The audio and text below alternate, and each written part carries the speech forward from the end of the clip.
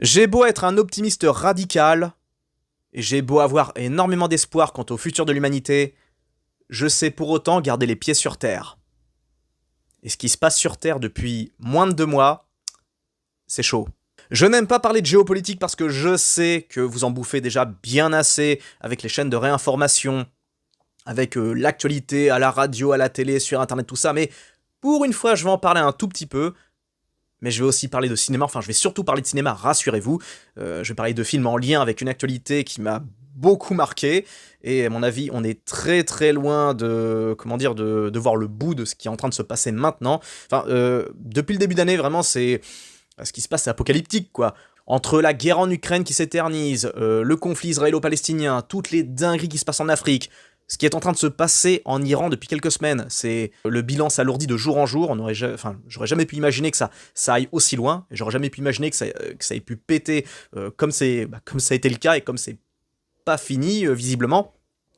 Je pourrais en parler là aussi de ça, hein, de par le cinéma aussi, de films qui ont traité du conflit iranien, enfin du conflit iranien, de ce qui se passe en Iran via Persepolis ou encore Argo, film que je recommanderai jamais assez. Ma télé d'urgence, hein, pour votre culture, hein, pour comprendre ce qui se passe là-bas. N'hésitez pas à les montrer aux plus jeunes pour qu'ils puissent avoir une vision, comment dire, correcte et saine de la géopolitique, hein, parce que la géopolitique, ça, quand on voit les experts, quand j'allume les infos, moi j'en ai pas mal à la tête, mais c'est beaucoup de blabla pour pas grand chose, beaucoup de brassage de vent, et on n'a pas le temps pour ça. Donc, ce qui se passe depuis 2 mois, c'est juste délirant, et là, pour moi, c'est la goutte d'eau qui fait déborder le vase. C'est ce qui se passe au Mexique, où on voit, je sais plus quel cartel qui prend littéralement le pouvoir.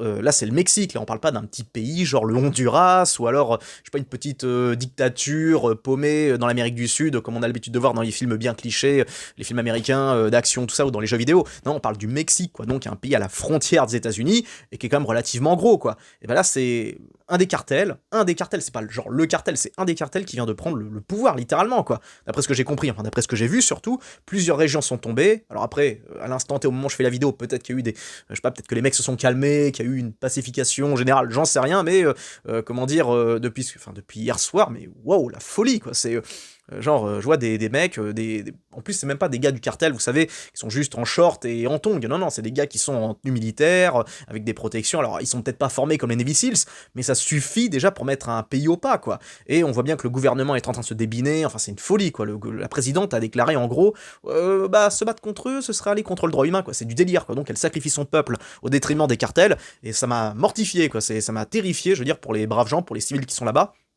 pour les gens qui n'ont rien à voir, qui n'ont rien demandé. Et les vidéos qu'on voit, c'est délirant, quoi. Donc les mecs, ils foutent le feu partout, ils crament des bâtiments, des garages, ils coupent des routes, enfin j'ose même pas imaginer ce qu'ils peuvent faire, parce que j'en parle parce que dans ma jeunesse, j'ai vu beaucoup de vidéos d'exécution de cartels, à une époque où je m'intéressais un petit peu à ce qui se passe là-bas, et j'ai vite arrêté, parce que c'était beaucoup trop ce que je voyais. Je m'en parle un petit peu, en tâchant d'employer des mots qui ne heurteront pas trop le robot YouTube. Mais j'ai vu des trucs qui sont restés là et qui ne sortiront jamais, quoi. Et c'était juste des vidéos. J'ose même pas imaginer ce que c'est que de le voir en vrai. Parce qu'il y a une phrase qui est très belle et très puissante et très tragique, qui est dans La Route. Alors je sais plus, c'est le roman ou pas dans le film, mais c'est dans la bande dessinée, qui a été l'adaptation de La Route en bande dessinée par un Français. Il y a une citation, alors c'est pas la citation exacte, mais en gros c'est: fais attention à ce que tu regardes, à ce que tu mets dans ta tête, parce que ça ne partira jamais. Je veux dire, les souvenirs, les souvenirs les plus dégueulasses sont toujours ceux qui restent, et les plus beaux souvenirs, c'est eux qui partent les premiers. C'est vrai, c'est une réalité. Et compte tenu justement de ce qui est en train de se passer, eh bien j'ai envie de vous présenter des films, enfin vous partager une liste de films qui pourraient potentiellement vous intéresser. Je suis convaincu que parmi vous, vous avez vu le gros des films dont je vais parler, mais c'est bien de les revoir pour se rappeler à quel point, enfin pour comprendre à quel point l'humanité peut être très dure, très radicale, et que ce qui se passe au Mexique, c'est compliqué. Et honnêtement, c'est pas un pays, enfin c'est un pays qui me, enfin j'aurais été curieux d'y aller, mais je suis plus tellement chaud maintenant. Enfin, j'étais déjà pas très chaud parce que de par ce que j'avais vu, les documentaires, les films, etc. Mais là, je le suis. Là, c'est zéro, quoi. Faudrait me payer pour y aller, et encore. Et même si le pays était pacifié ou quoi, parce que là, vraiment, je sais pas comment les Mexicains vont se dépatouiller de ce qui se passe, parce que là, on parle d'un cartel surpuissant qui vient de prendre le pouvoir, et il se peut que le Mexique soit tombé définitivement, quoi. Enfin, ou au moins pour une durée assez comment dire, assez conséquente. Parce que j'ai du mal à imaginer, je sais pas, les États-Unis venir faire le ménage avec ces GI et tout, parce que là aussi, c'est un conflit qui peut s'enliser, qui ne peut jamais s'arrêter. Là, on parle de quelque chose de vraiment sérieux. Là, pour l'instant, on prend ça un petit peu, non pas à la légère, mais en mode le temps qu'on encaisse l'information, qu'on l'apprenne, qu'on l'assimile, bon, eh bien, la réalité continue de défiler, et puis bah, on sait pas jusqu'où ça va aller. C'est comme pour la guerre en Ukraine, quand ça a démarré, quand ça a commencé à péter, je vous le dis franchement, j'étais convaincu que ça durerait 6 mois. Je me suis dit, c'est pas possible qu'on retourne à, je veux dire, à une guerre quasi féodale, style Première Guerre mondiale, avec des tranchées, des drones et tout. Enfin, il n'y avait pas des drones au cours de la Première Guerre mondiale, mais vous m'avez compris. C'est des mecs qui sont dans des tranchées, qui se tirent dessus. J'ai vu des vidéos, on voit des gars se charger non pas à la baïonnette, mais à coups de poignard, mais c'était cauchemardesque, quoi.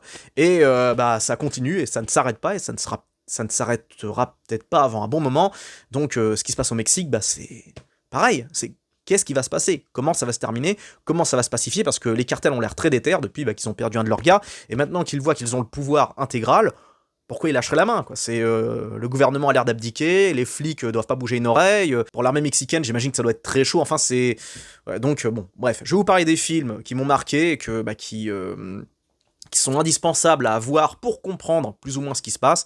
Alors, je vais commencer par par deux films qui ne sont pas mexicains, justement pour marquer le coup, mais qui sont, j'estime, très, comment dire, très importants. C'est peut-être même les plus importants de cette liste. Ça, l'ironie, c'est que c'est deux films brésiliens. C'est Troupes d'élite 1 et 2.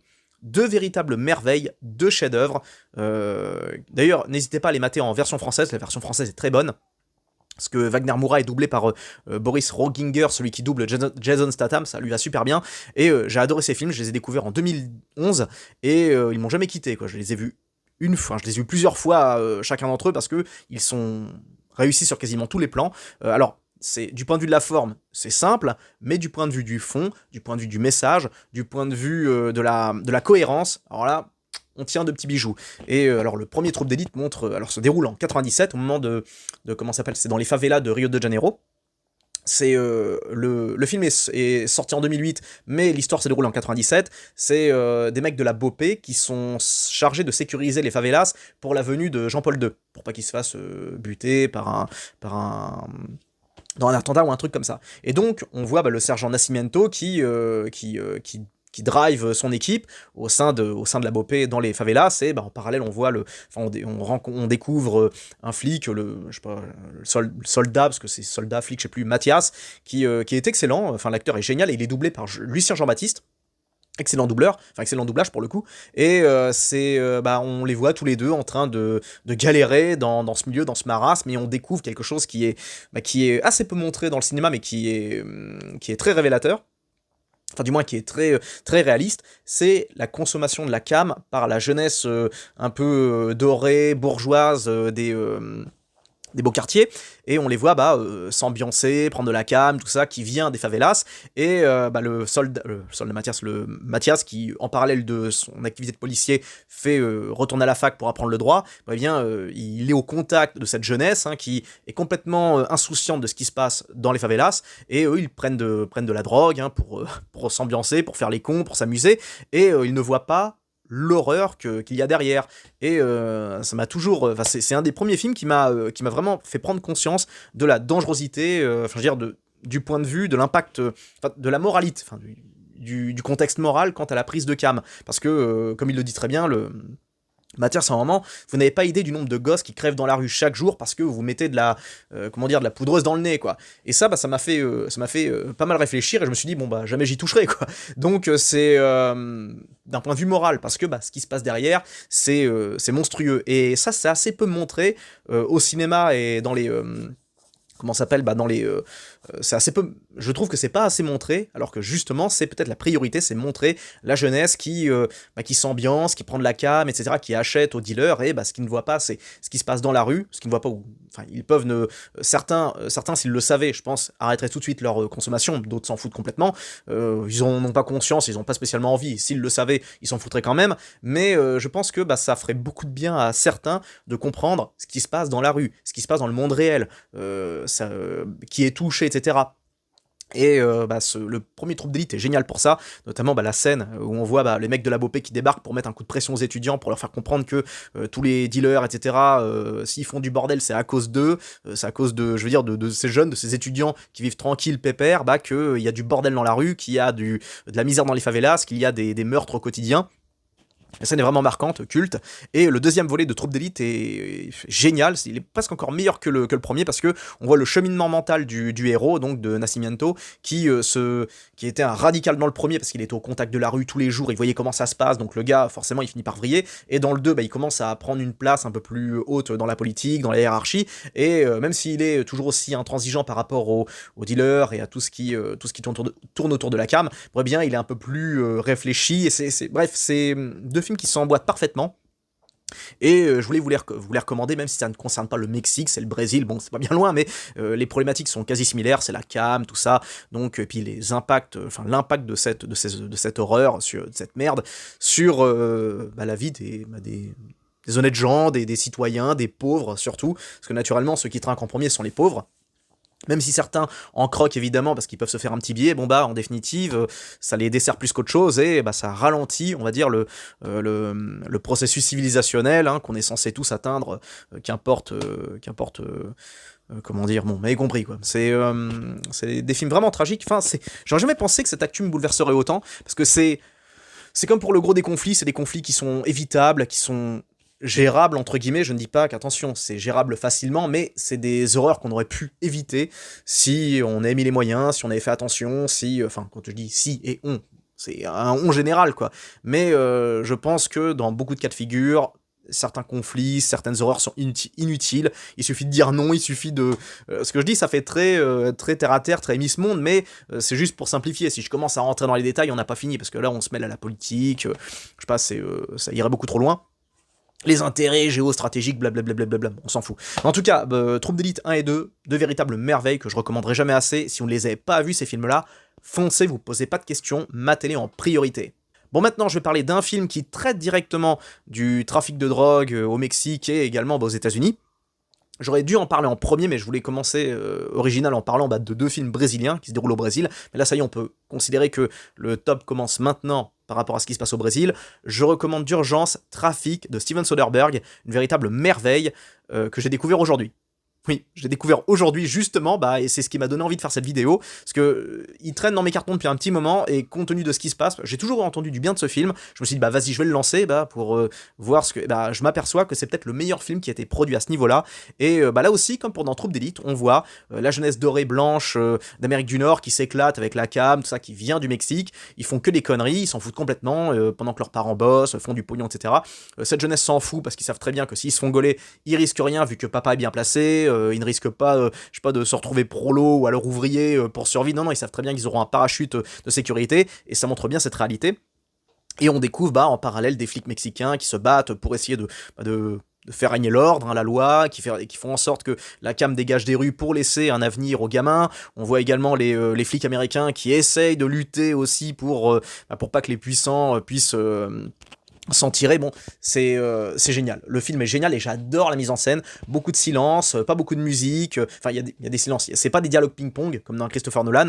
Le jeu d'acteurs est génial. Ils sont tous excellents. Il y a Benicio del Toro. C'est hallucinant parce que ce mec, j'ai l'impression qu'il joue dans un film de mafieux mexicain sur deux, quoi. À chaque fois, on le voit tout le temps. Vous verrez bien. Et c'est un habitué aux films de cartel mexicain. Et vraiment merveille quoi. Catherine Zeta-Jones, Michael Douglas, Dennis Quaid, qui d'autre encore. Tous les acteurs sont excellents, y compris celui qui incarne le général Salazar. Alors c'est un acteur cubain, pas très connu chez nous, mais du point de vue de l'acting, il est monstrueux. Et les acteurs, de toute façon, du Sud, souvent, aussi bien en Europe qu'en Amérique, ils sont tous excellents. Ils ont cette intensité, quelque chose dans le regard. Ils sont très forts. Et je recommande Trafic d'urgence, si vous l'avez pas vu, foncez. C'est un film un peu tourné au style choral, vous savez, un peu comme Collision, mais c'est un peu moins bordélique, pour le coup, il y a moins de personnages, dans mon idée, il y a moins de persos, parce que souvent les films choraux, c'est une opportunité pour mettre un max d'acteurs connus, ou des acteurs has-been, ou sur le retour, dans un seul et même film, pour montrer, vous avez vu, oh là là, on a, par exemple, Collision, beaucoup d'acteurs qui sont populaires et qui sont connus, comme Brendan Fraser, Ryan Phillippe, Matt Dillon, Sandra Bullock, tout ça. Don Cheadle qui joue également dans Trafic. Bon, bien c'est des acteurs connus mais qui sont pas non plus des superstars du niveau de Brad Pitt ou voilà. Mais je sais pas ce que vous pensez des films choral. Moi personnellement je sais pas trop quoi en penser. Il y en a certains qui sortent du lot, d'autres qui sont complètement random, osef. Mais là pour le coup pour un film non, je peux pas le qualifier comme film choral, je pense pas. Enfin, si, parce que ça parle de plusieurs personnes dans des histoires différentes qui sont en lien, direct ou indirect. Ouais, c'est un film choral, on peut le dire. Et bref, je le recommande d'urgence, hein, et c'est un film de Soderbergh, je précise. Le réalisateur d'Erin Brockovich, d'Ocean's Eleven. Enfin, ce mec est un virtuose, j'adore son style. Un style de mise en scène très simple, mais très, très chirurgical, très humain, très réaliste. J'adore. Autre film dont on peut parler, alors pour moi ça a été une petite déception, mais il reste relativement intéressant, mais accrochez-vous bien parce que niveau violence ça va loin, c'est Savages d'Oliver Stone. Je l'ai vu au cinéma en 2012. C'était à l'époque avec les têtes montantes d'Hollywood, hein, Taylor Kitsch, hein, Aaron Taylor Johnson, Blake Lively. Il y a également John Travolta, aussi Salma Hayek, Benicio del Toro, bah tiens, Salma Hayek, Benicio del Toro étaient également dans Trafic, et je vais pas dire qu'il est génial, le film est relativement moyen, parce que j'ai eu beaucoup de mal à m'attacher aux persos principaux, je suis pas trop jeune, trop américain dans le style, là pour le coup c'est vraiment un film purement américain, avec une vision américaine du cartel, etc.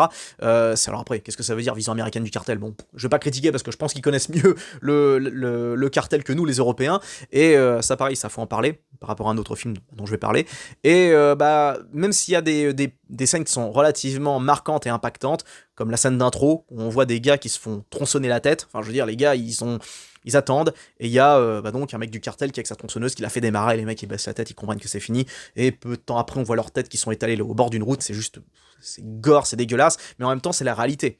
Et d'ailleurs justement, si vous voulez cauchemarder un peu, si vous voulez vous faire peur, n'hésitez pas à aller sur Wikipédia et taper, ou sur internet, mettez sur Google ou alors sur ChatGPT, demandez les pires exactions ou les pires saloperies qu'ont fait les cartels, vous tomberez sur des trucs de malade mental. On a affaire, les mecs du cartel, faut comprendre que c'est pas juste des businessmen, des trucs comme ça, non, ce sont des démons les mecs, ils ont plus d'humanité, quoi. Ce qui leur importe, c'est le pognon, c'est des barbares, je ne dirais pas ce que j'ai lu dans, à la rigueur, je veux bien vous raconter un truc que j'ai vu.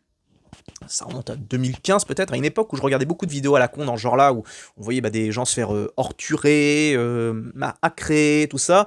Je dis pas les mots pour le robot, tout ça, mais à une époque, je regardais de temps en temps, pas souvent, mais de temps en temps, juste pour psychologiquement m'endurcir. Et ça m'a niqué mon mood, hein. Enfin, vous me connaissez, vous voyez comment je suis, assez solaire, assez positif. Bon, eh bien, à l'époque, j'étais dans un autre mood, hein. Ça m'a bien cassé, et c'était que des vidéos. J'ose même pas imaginer ce que j'aurais ressenti si j'avais vu ça en vrai à l'époque. Et j'avais vu une vidéo j'avais du mal à conceptualiser ce qui se passait, et je disais rien, je regardais la vidéo, c'était un flic s'était fait choper, alors par des mecs du cartel, et attention, vous imaginez pas un truc bien filmé en 4K avec des mecs qui jouent comme des acteurs hollywoodiens, non, c'est des mecs du cartel avec des tongs, des shorts, avec juste des cagoules en toile de jute ou je sais pas quoi, ça ressemble à rien, ils sont avec des machettes, des M4, enfin je veux dire, c'est n'importe quoi, et il y a un pauvre flic, un daron avec calvitie, avec une moustache qui est flic, avec sa petite chemisette, tout ça, ou alors il l'avait mis en Marcel, je sais plus, mais en tout cas, c'était un flic mexicain, et il était avec son fils d'environ 17 ans. Et ce qu'on voit, c'est que les mecs, ils parlent normal, c'est-à-dire que c'est pour ça que pour moi, ces mecs sont des démons, c'est que ils ont fait une sauvagerie absolue, mais ils parlent normal pendant ce temps-là.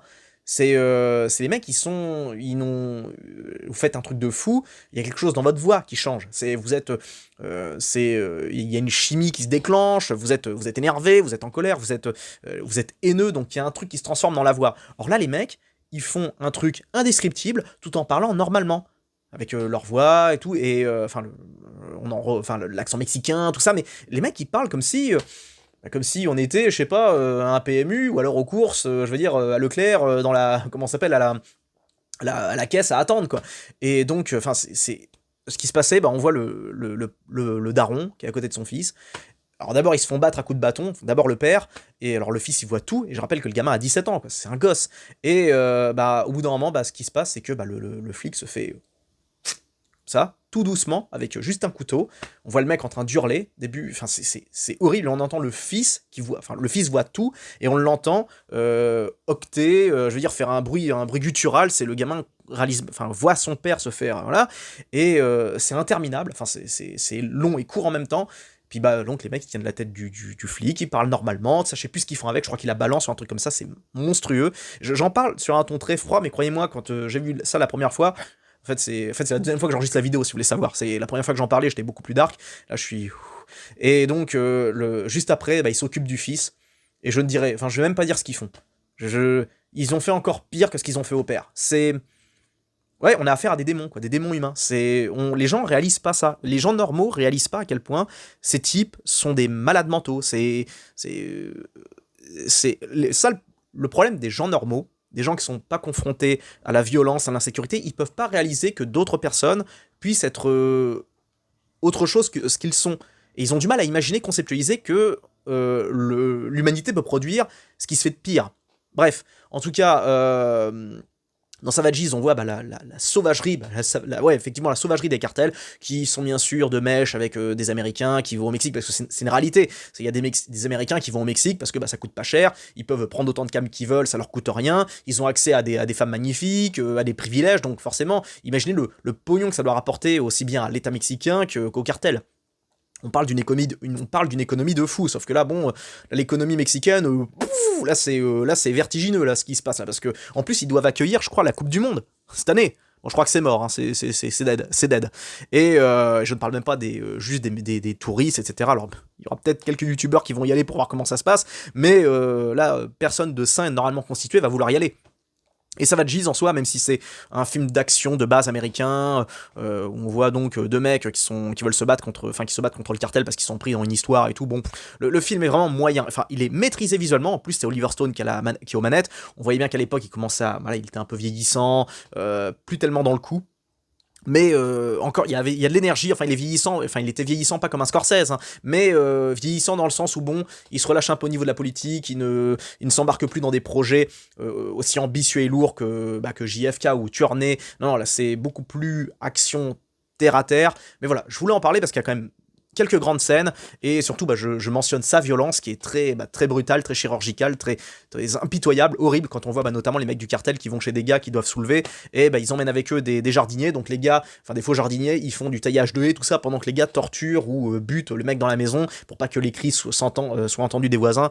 L'horreur, quoi. Donc, sans pour autant être une merveille ou un chef-d'œuvre, je le recommande, au moins du point de vue visuel.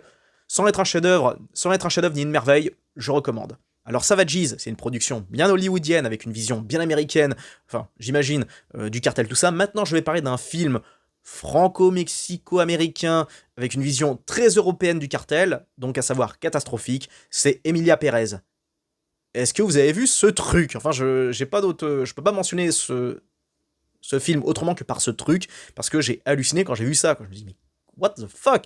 Alors, sans pour autant être un grand fan, je reconnais le talent de Jacques Audiard, mais je comprends pas qu'on l'admire autant, quoi. Oui, c'est un bon réalisateur, il a une très belle photographie, comment dire, j'ai bien aimé Un Prophète, tout ça, il a une très belle, au niveau de la photographie, de la mise en scène, il est très, très, très bon. Mais il a, comme beaucoup de bourgeois français, cette fascination dérangeante et malsaine pour les lascars, comme on l'a vu pour Un Prophète, où il idéalise un petit lascar de cité qui arrive en tôle, où le mec grimpe les échelons, tout ça. On ressent une admiration sincère pour ce type de mec, alors que, je sais pas, il devrait plutôt être admiratif des matons, hein, des agents de sécurité, des gardiens de prison qui assurent un boulot de dingue avec des risques de fou pour un 1600 balles par mois.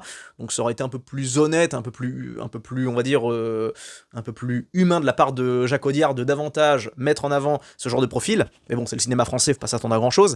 Et là, son Emilia Pérez m'a laissé un peu circonspect, parce que je me suis dit, mais attends, mais le mec, il serait pas en train d'idéaliser les cartels là? Parce que qu'est-ce qu'on voit là? C'est alors déjà une comédie musicale, faut m'expliquer le projet, quoi. Alors, il y a Zoé Saldana qui joue dedans, elle est très bien, et j'adore ses perfs, quand elle danse et tout. Mais j'étais... Enfin, il y a une scène, il y a un passage qui est juste lunaire, où elle explique, parce que c'est un film qui se voulait progressiste, du que le chef du cartel, en gros, il veut devenir une femme, voilà, il veut devenir transgenre, et... Oui, c'est pas une blague, hein. Et donc, il y a Zoé Saldana qui joue son avocate, je crois, qui va se démerder pour qu'il puisse faire sa transition. Et il y a un passage où elle chante avec le chirurgien, où elle explique, ouais, je veux ça, pour... Enfin, mais c'est... What the fuck? Et bref, ce film était grotesque, et d'ailleurs, c'est marrant parce que donc celle qui joue la personne transgenre qui est censée incarner le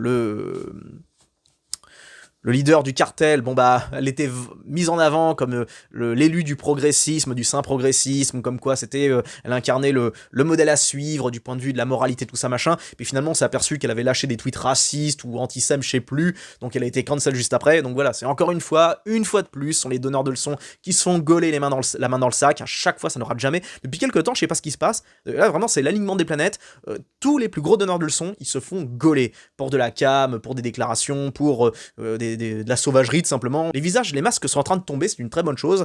Tous les plus gros donneurs de leçons, Enfin, on arrive dans une époque où maintenant, ça va être compliqué de vendre le signalement de vertu et le discours, on va dire, démago, tout ça. Là, maintenant, ça va être compliqué de l'assumer. Parce que systématiquement, on se dira, oula, il y a Anguille sous roche et tout, bah là, ça n'a pas loupé, concernant cette personne hein, qui était vendue comme l'avenir du cinéma.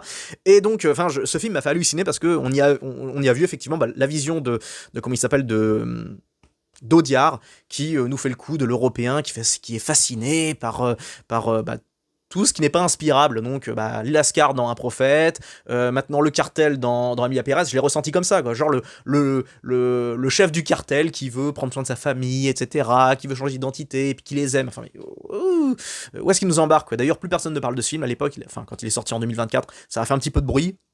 Juste après, finito, et ça se comprend. En tout cas, film très dérangeant, mais pas dans le bon sens du terme, et une vision purement européenne et bourgeoise hein, du cartel, hein, alors c'est très beau esthétiquement, mais du point de vue du message, on se demande c'est quoi la finalité, c'est quoi le projet, tout simplement.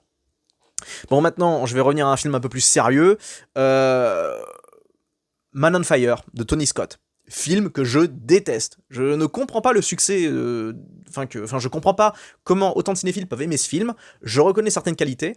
Alors, le doublage français est pas bon. J'aime pas du tout celui qui double. D'ailleurs, qu'il repose en paix parce que c'est le doubleur de Denzel Washington. Il nous a quitté il y a pas longtemps. Mais même s'il est bon, j'ai jamais trop apprécié ce doublage. Je préfère l'autre, hein, celui qu'il a.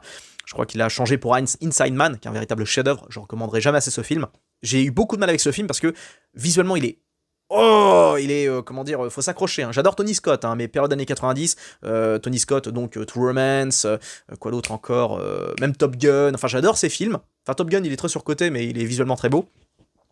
Quoi d'autre, qu'est-ce qu'il a réalisé, bordel Dernier Samaritain, Revenge, de très bons films d'action, mais on sent qu'il s'est perdu dans les années 2000. Il a voulu se moderniser, mais pour moi, il a perdu son essence, ce qui faisait son talent. Avec cette photographie très particulière, très chaude, très californienne pour ses films des années 90. Il aurait dû continuer là-dedans dans cette voie, mais dans les années 2000, il a voulu moderniser son style et ça a rendu ses films incompréhensibles parce que c'était pas apocalyptique, mais épileptique. Visuellement, alors on aime ou on n'aime pas, je sais que beaucoup d'entre vous adorez, et je vais pas critiquer, de toute façon, il n'y a pas de problème, mais le seul truc que je critiquerais dans ce film, c'est l'action, qui met du temps à démarrer, et c'est pas si impressionnant que ça. Il y a quelques scènes d'action, mais qui sont pas dingues, je m'attendais à plus vénère, plus violent encore, et voilà, je le considère comme moyen, vraiment sur une note de 20, je lui mettrais un 12, quoi. Pour autant, c'est le premier film qui m'a fait un peu peur par rapport au Mexique, notamment la scène d'intro, où on voit le gars, le fils de bourge, se faire enlever, couper une oreille et tout, qui est envoyé à sa famille, il y a son avocat qui vient déposer le pognon, le mec qui se fait abandonner sur le bord d'une bagnole, et c'était impressionnant cette intro, quoi. D'ailleurs, le film date de 2004, il n'a pas vieilli, ça, il a au moins cette qualité, c'est que visuellement parlant, il est toujours aussi nickel, toujours aussi beau, toujours aussi propre, et le personnage qui est incarné par Denzel Washington est fantastique. Washington, il a ce truc, hein, il a comment dire, c'est un des plus grands acteurs de sa génération. Je sais que beaucoup le considèrent comme surcoté, mais moi je le trouve génial parce il sait mettre cette intensité, il a le regard, la voix, le timbre, il a tout, quoi, il a tout. Ce mec, il a vraiment le l'acting dans le sang. sans faire des caisses, le mec il sait s'imposer, comment dire, il a ce truc, quoi, ce truc qui est inexplicable, hein, et ce truc qu'on n'a pas chez nous, quoi, enfin du côté du gros de nos acteurs. Alors faut que j'arrête les comment s'appelle les pics au cinéma français, ça devient de la brutalité infantile, là, ou je sais pas quoi, enfin ça devient du harcèlement, quoi. Donc Man on Fire, bon bah j'en parle parce que ça montre ce qui se passe au Mexique avec les cartels, le trafic, parce qu'on pense au trafic de drogue, mais aussi le trafic d'êtres humains, c'est une réalité. Donc les mecs qui se font capturer, enfin qui se font choper, ils se font arracher un truc, ils envoient ça à la famille, vas-y envoyez-nous le pognon, sinon on vous envoie d'autres morceaux. Ça rigole pas là-bas, et donc bah, c'est bien montré dans ce film. Et justement, ça me permet de faire le parallèle avec Sound of Freedom, qui est sorti en 2023, film que j'ai détesté. Vraiment, je n'aime pas ce film. L'intro est superbe, le début est génial, mais après, on entre dans du pathos et du mélo qui m'insupportait. Et voilà, j'ai eu beaucoup de mal. La scène d'action à la fin, c'est avec le ralenti où on comprend rien, où c'est suggéré. Alors ça, le suggéré, j'ai horreur de ça, je le dis franchement. Et le héros est un peu trop cliché pour moi. C'est vraiment le sauveur blanc donc qui va au Mexique, qui est enfin le père traditionnel, etc. Alors moi, je veux dire, ça n'a jamais eu de problème avec cette vision, mais là pour moi c'était un peu trop cliché, c'était un peu trop, on va dire, trop cousu de fil blanc ou je sais pas quoi, comme le passage où il est avec le avec le pédo là, et qu'il discute avec pour essayer de gratter sa confiance, et puis à la fin, quand il le gaule, il le regarde, ne jamais faire confiance, hein. Non mais, oh, tu fais un spot publicitaire ou t'es dans un film là, qu'est-ce que tu nous fais? Donc j'ai eu beaucoup de mal avec Sound of Freedom, mais ça montre bien le trafic de gosses dans les pays d'Amérique du Sud, le Mexique, tout ça, et c'est assez glaçant par rapport à ça, et on parle d'une histoire vraie, une histoire qui visiblement est pas prête de s'arrêter, hein, et j'en parle quand même parce que même si je n'ai pas aimé, c'est un film à voir. Je l'ai pas aimé sur la forme, mais sur le fond, c'est très intéressant. En tout cas, voilà, Sound of Freedom. J'en avais déjà parlé dans une critique quand il était sorti, mais mon avis n'a pas changé, quoi. Je l'ai revu dernièrement. Bon, le début m'a bien mis dedans. La scène d'intro moi, tout ce qui est trafic de gosses, tout ça, moi, je refuse de m'y intéresser. C'est beaucoup trop sordide, beaucoup trop glauque. Mais waouh, le début, j'ai failli couper. J'ai continué, puis finalement, après, ça devient beaucoup plus posé. Mais au niveau de la forme, c'est moyennement. J'aurais voulu quelque chose de plus spectaculaire. Et je sais que certains vont dire, mais non, justement, c'est un sujet. Au contraire. C'est américain, oui, parce qu'eux, ils font du cinéma spectaculaire à raison, mais il aurait fallu faire un truc un peu plus, je pense, plus poussé du point de vue de l'action et du message, plutôt que passer par du suggéré, ou alors on montre pas vraiment, on montre sans le dire. C'est ce genre de choses, l'horreur, il faut la montrer telle qu'elle. Comme l'a très bien fait, le réalisateur qui a tourné Lost Blood, le dernier Rambo avec Stallone. J'en parle parce que y a un petit peu de cartel dedans, et on voit la sauvagerie des mecs, et je sais que le film a fait polémique parce que justement ça montre les Mexicains comme des monstres, il n'y a pas un endroit qui est safe, tout le monde là-bas est de mèche, etc. Mais en même temps, qu'est-ce qu'on voit dans la réalité? Alors après, j'ai jamais été au Mexique, je peux pas vous dire, j'imagine qu'il y a des coins très cool, il n'y a pas de problème là-dessus, mais quand on s'intéresse au stade de la criminalité, le nombre de... Parce qu'à une époque, le Mexique, je crois qu'il était en number one des pays les plus dangereux.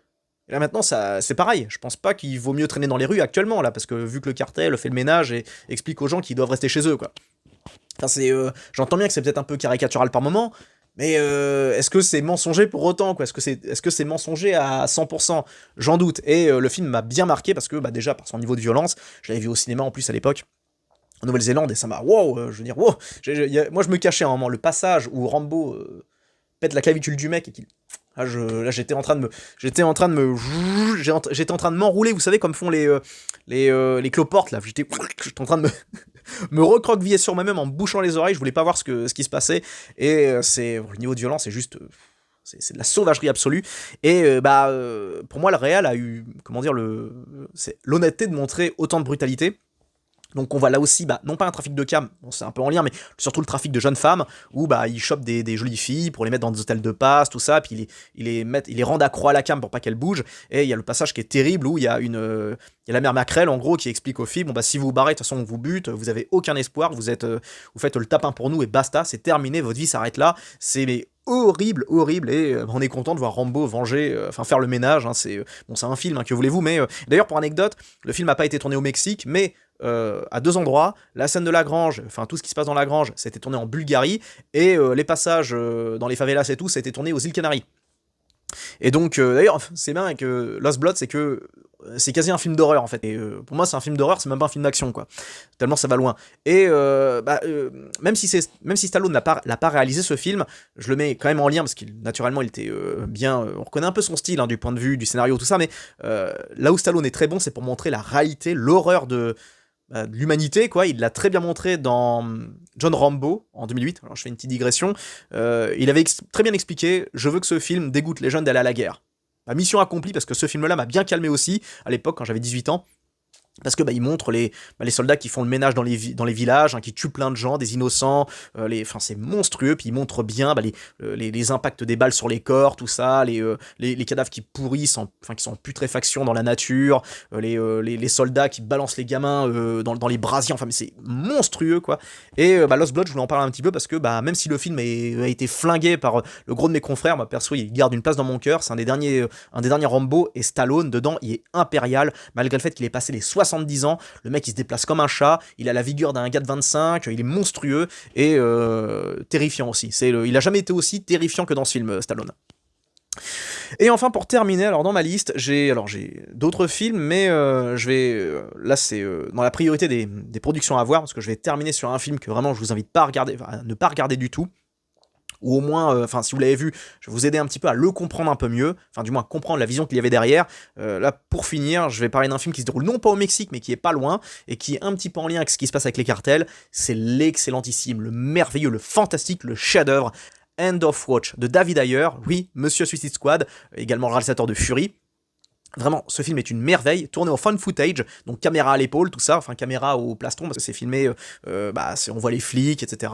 C'est génial. Les flics de Los Angeles, donc incarnés par Jake Gyllenhaal, Michael Pena et plein d'autres mecs, hein, notamment Frank Grillo, tout ça. On voit tous ces gars-là se battre contre les cartels, contre les criminels bien sûr, mais aussi des mecs du cartel, et c'est réaliste, c'est génial, c'est un chef-d'œuvre. Je n'en dis pas plus, matez-le d'urgence, c'est pas encore fait, parce qu'on tient ici un grand divertissement, avec un excellent acting, un tempo juste génial, une cohérence scénaristique, c'est poignant, c'est spectaculaire. Le film date de 2012, il a été tourné en 2011-2012 je crois, et c'est une merveille. Vous l'avez pas vu ?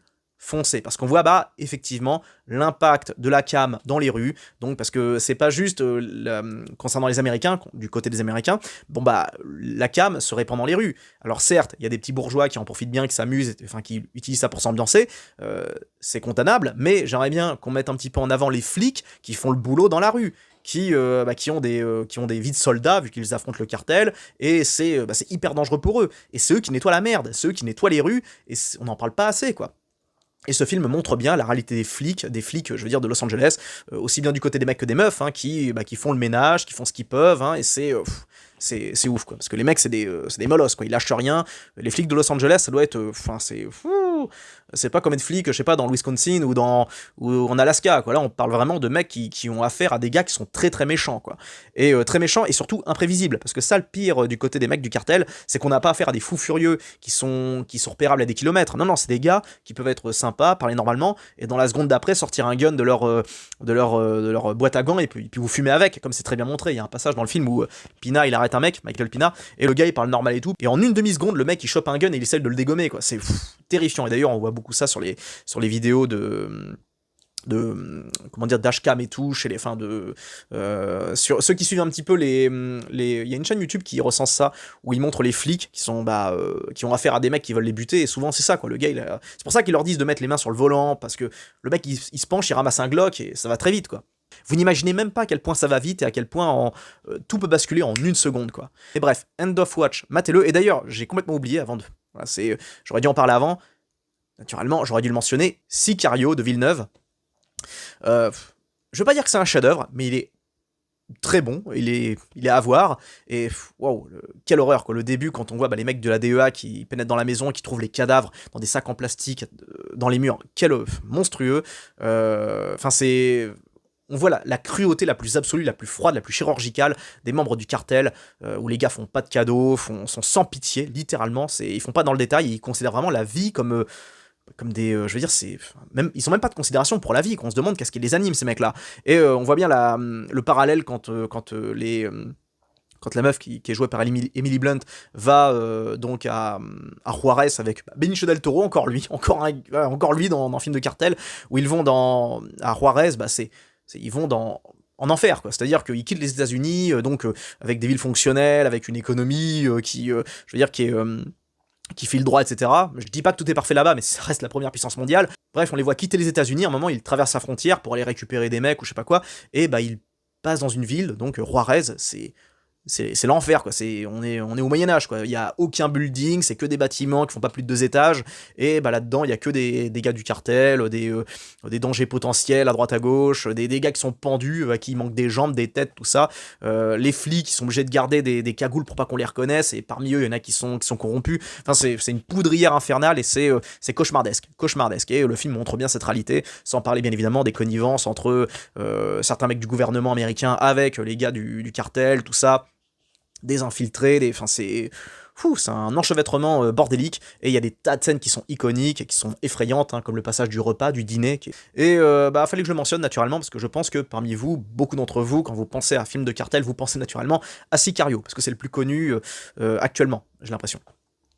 Alors pour terminer, là, je vais parler d'un film qui pour moi est dangereux, honnêtement, encore avec Benicio del Toro, là, joli downgrade, c'est Une bataille après l'autre, qui est pour moi un film problématique. D'ailleurs, on n'en entend plus parler actuellement, et je pense qu'on en entendra beaucoup moins parler dans le futur, parce que ce film est un aveu d'échec. C'est pour ça que...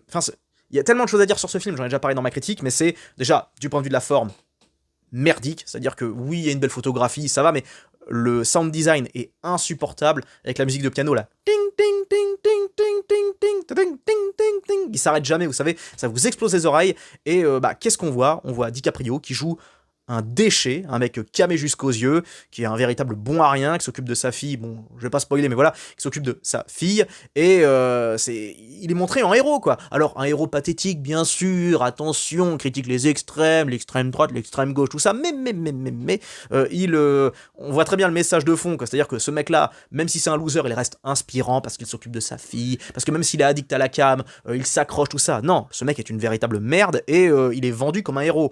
Et le pire là-dedans, c'est que on essaie de déformer la réalité, montrer que les soldats, ceux qui s'occupent, les fonctionnaires de l'État qui s'occupent de protéger un maximum les citoyens, ils sont montrés comme des ordures et comme des fascistes dictatoriaux, et tous ceux qui foutent le bordel, donc les révolutionnaires complètement paumés dans leur tête, et les accros à la cam, eux c'est les héros, ils sont fantastiques, et bien évidemment, en haut de l'échelle, on a le suprémacisme white, hein, avec les mecs qui ont le culte du Père Noël ou je sais pas quoi, enfin j'ai pas trop compris le délire parce que le film est interminable, mais voilà, c'est une confrérie des amateurs de Noël, donc en gros c'est un code pour dire les suprémacistes blancs, et il y a ce forcing complètement grotesque où Sean Penn explique à DiCaprio qu'il adore les femmes noires, que c'est ses femmes préférées, qu'il en est accro, mais je veux dire, on sent que le film vraiment a été conçu, je veux dire, par des...